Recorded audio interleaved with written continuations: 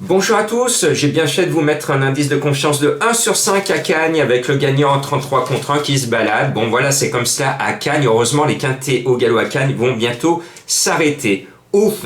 Heureusement, Checkpoint, je pense qu'il aurait dû gagner, mais j'ai pas compris la montre de Pasquier. Il est super bien placé pendant tout le parcours et dans le tournant, il recule, il recule, il recule, il recule. Tant et si bien les derniers à l'entrée de la dernière ligne droite et après ça coince un peu pour passer et il finit comme une balle. C'est dommage, c'est le gagnant moral, mais je pense que Stéphane se réserve pour un plus beau quintet à Paris. Bon, on revient au petit trot avec des jolies filles. Ce sont des pouliches, elles n'ont que 4 ans. Certaines peuvent avoir quelques ambitions au niveau classique. Elles ont en tout cas un très bel avenir. Et là, je dis, oui, c'est un joli quintet. Elles ne sont 14, mais elles sont toutes belles.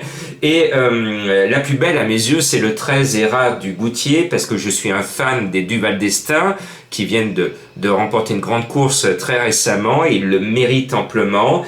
Et je pense que Hera du Goutier, même si elle est très très mal placée derrière l'Autostar, elle a le moteur, elle a la classe, elle a l'entourage, elle a le driver, elle a tout pour elle. Et je pense qu'elle devrait l'emporter. Ce n'est pas plié, mais elle va faire quand même quelque chose de bien. Et puis, en première ligne, derrière l'Autostar, je vais faire confiance à Eliade du Goutier.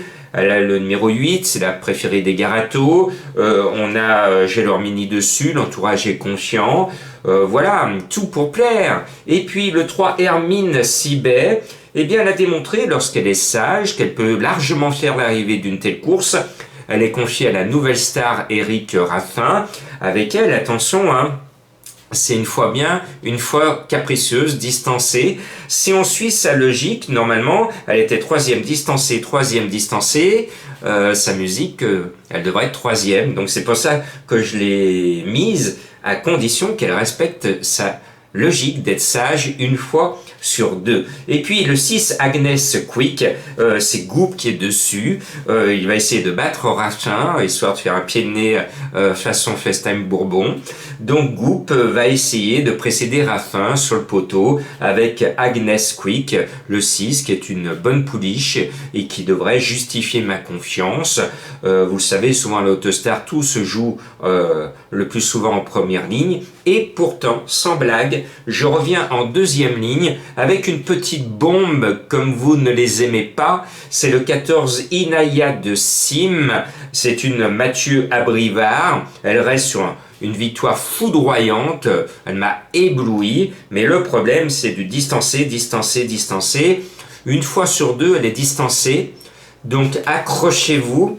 Mais si elle reste sage à la coquine, elle va faire très mal. Elle peut même l'emporter malgré sa mauvaise position derrière la voiture. Et puis, j'espère qu'elle ne va pas rater sa chute, comme on dit quand on raconte une bonne blague, parce que ça s'appelle Sim, et je fais référence à un célèbre comique français disparu, que j'aimais bien écouter dans la grande émission Les Grosses Têtes. Voilà.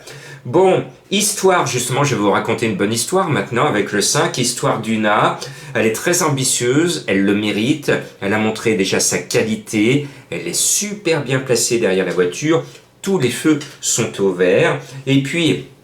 Vous le savez, depuis le prix d'Amérique où j'avais oublié de mettre Nivard, je me suis promis de le mettre tout le temps, donc je mets mon abonnement Nivard, je suis couvert, donc je me dois de mettre le 12 Happy and Lucky, qui est un cheval que j'aime bien et qui devrait normalement se retrouver à l'arrivée. Alors, avec tous les aléas que ça comporte, de partir en seconde ligne derrière l'Autostar, donc ce n'est pas un coup sûr.